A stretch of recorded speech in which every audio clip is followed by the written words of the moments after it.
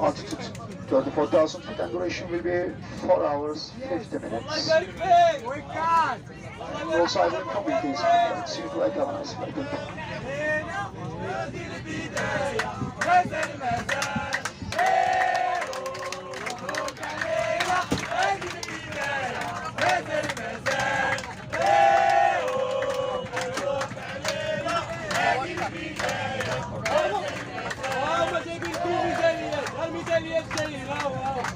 Derhal kabin ekibine bilgi vererek yerlerini değiştirmeleri gerekmektedir.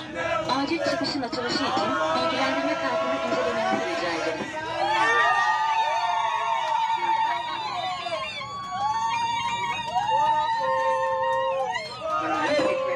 Are expected to open the exit and assist passengers in case of an evacuation. Passengers who do